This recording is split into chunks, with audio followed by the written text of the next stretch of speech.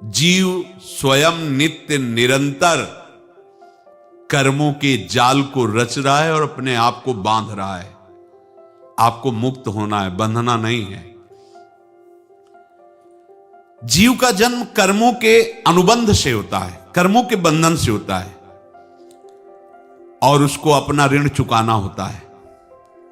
कर्मानुबंध ये बहुत सूक्ष्म विषय है। जैसे आप जिस परिवार में जन्म लिए हैं तो उस परिवार के लोगों से आपका ऋण है, इसलिए उसी परिवार में आप आए हैं। और ऋणानुबंध, उसको बिना चुकाए या बिना वसूल किए आप वहां से जाएंगे नहीं। आपको लेना है तो वसूल करना है और देना है तो चुकाना है। ये पूर्व के जन्मों से निश्चित किया गया है। जैसे किसी के यहां पुत्र हुआ, जन्म से ही पैसा खर्चा शुरू हुआ, जो बड़ा हुआ तो उद्दंडता के द्वारा मार पूरे परिवार को क्लेश पर क्लेश देता चला जा रहा है। ये तुम्हारे कर्म का फल है।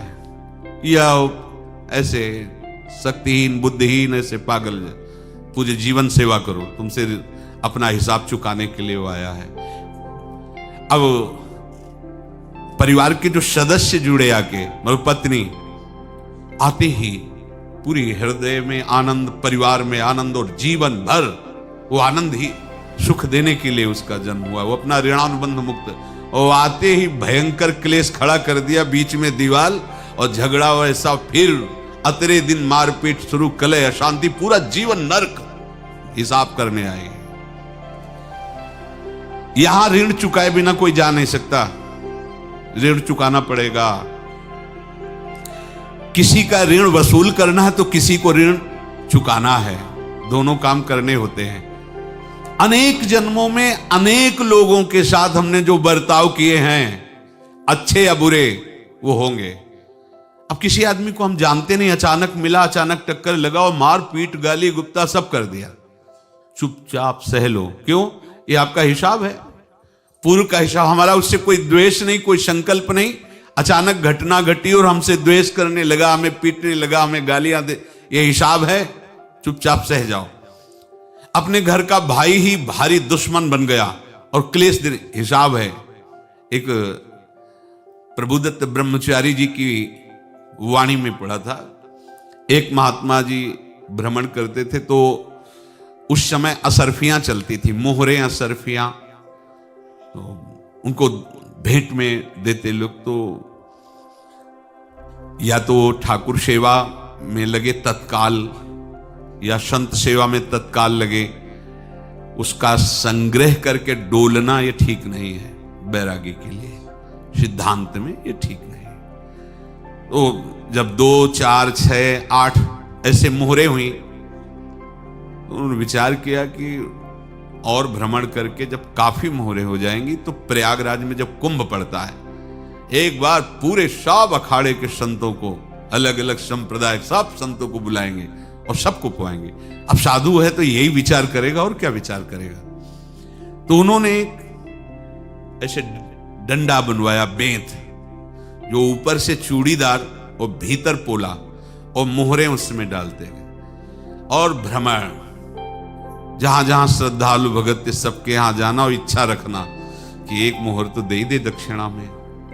कामना कोई भी हो वो बांधती ही है, ध्यान रखना। इसीलिए प्रभु जो चाहे वो करे, अपनी चाह नहीं रखनी चाहिए, अपनी चाह प्रभु की चाह में मिला देनी चाहिए। धीरे धीरे वो छड़ी भर गई। भ्रमण करने वाले महात्मा चूड़ी लगाई, इंतजार करते रहे। जब प्रयाग का कुंभ पड़ा तो चले। तो रास्ते में एक गांव में पूछा जाता है, जैसे कहीं रुको कि कोई श्रद्धालु ऐसा है जो संत सेवी है। तो कुछ लोगों ने बताया, हाँ एक परिवार है, बहुत संत सेवी है और आपको मिलाते हैं उनसे। आइए महाराज, घर में रुका, खूब अच्छा हलवा पूड़ी पवाया, और जो घर के मालिक थे चरण दबाए। चरण दबाते दबाते उनकी दृष्टि पड़ी उस डंडे पे, इतना मोटा और ऊपर से कुछ चूड़ी सी भी नजर आ रही। इस डंडे में तो कोई रहस्य है ही है। अब महात्मा जी को खवा पिला के सुला दिया। महात्मा जी जब सो गए तो पत्नी से धीरे से कहा, वो डंडा लाओ बाबा जी का डंडा। अब वो चूड़ीदार जो ही खोला पलटाया तो सैकड़ों मोहरे। ऐसे संत रोज पधारे भगवान, तुम आनंद हो जाए फिर क्या। पत्नी से कहा, नाप के कंकड़ लाओ। वो तो महात्मा जी तो खाए खीर पूड़ी, आराम से सो रहे। रात में पूरी प्लानिंग करके उसमें कंकड़ भर के चूड़ी लगाकर सिराने रख दिया, सारी मोहरें हटा ली। महात्मा जी आराम से छड़ी उठाए तो वजन पक्का। वैसे बड़े लोग चतुर होते हैं, पर ये नहीं जानते कि कर्म कितना भयानक होता है। और उनकी कोई संतान नहीं थी, पर धन में इतना प्रेम उनको था। बहुत सावधान साधु महात्माओं के पास जो अर्थ है, गृहस्थी अगर आता वहीं से है, पर अगर उसको जोर जबरदस्ती या किसी छल कपट से, तो वो उसका विनाश ही करता है। आज तक का प्रमाण है। अब उनको ये भाव पता नहीं होगा, या पता होगा तो लोभ के कारण वो उसको मान नहीं पाए होंगे। महात्मा जी गए प्रयाग में, किसी अखाड़े पर रुके और वहां प्रार्थना की कि कल जो है संपूर्ण अखाड़ों का निमंत्रण किया जाए और सब संतों को भोग पवाया जाए और उनको दक्षिणा भी दी जाए। महंत ने सोचा कि बहुत बड़ा है तो उत्सव है, क्योंकि प्रयाग में कितने हजारों संत महात्मा सब। उनका महाराज बोरों इसमें चीनी और टीनो घी लगेगा, सब व्यवस्था। बोले आप मंगा, एक एक हिसाब हम करेंगे, हमारे पास सब व्यवस्था है। बोले कुछ तो पहले दे दो, वो इकट्ठे देंगे हम। उनको था कि अगर हम छड़ी खोला और दो चार मोहरे दी, किसी को पता लग गया तो गड़बड़ हो सकती। बोले हम भंडारे के समय आखिरी में सब कुछ आपको दे देंगे। ठीक है।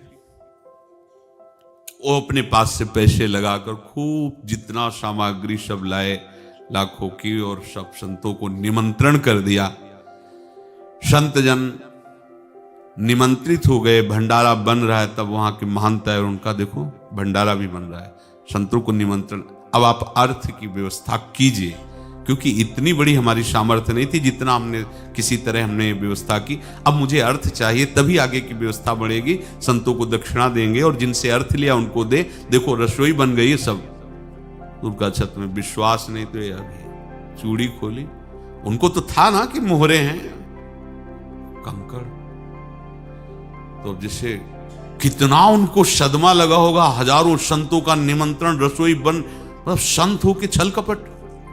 तो उनका महाराज आपने तो हमारा नाश कर दिया, जो महंत थे। अब बताओ रसोई बन गई, संत निमंत्रित हो गए, और आप ये कंकड़ दिखा रहे हैं हमको। आपने तो हमें बर्बाद कर दिया। हमारी इतनी सामर्थ्य नहीं थी, आप पहले बता देते। संत होकर ऐसा छल कपट। अब वो बोले तो क्या बोले, क्योंकि उनको पता था कि मोहरे हैं इसमें। अंदर से उनका चिंतन गया उसी सेठ के पास। अच्छा, ऐसा धोखा हमारे साथ किया, भोगोगे तुम। ये जो निकलता है ना भोगोगे, ये अकाट्य होता है। क्योंकि किसी का भी हृदय, मान लो किसी भी जीव जंतु को आप कष्ट दें और उसका हृदय आह भर जाए, तो वो आह वज्र की लेख है, तुम्हें भोगना पड़ेगा। वो देखो भीष्म जी को भोगना पड़ रहा है। सांप को ऐसे धनुष की नोक से उठाया और बंबूल के कांटों के ऊपर फेंक दिया। कई दिन तक सेदा हुआ, वो आह भर करके मरा। तो आपको 6 महीने बाणों की सैया पर आह किसी की ना लेना जिंदगी में। कोई ऐसा कोई आह भर करके कह दिया तुम समर्थ हो, हम तो कुछ कर नहीं सकते, और अंदर से दुखी, फिर तुम्हारी सामर्थ्य काम नहीं करेगी, मिट्टी में मिला देगी। फिर ये तो संत थे, और भगवत आराधना के लिए, संत आराधना के लिए ही ऐसा किए हुए थे।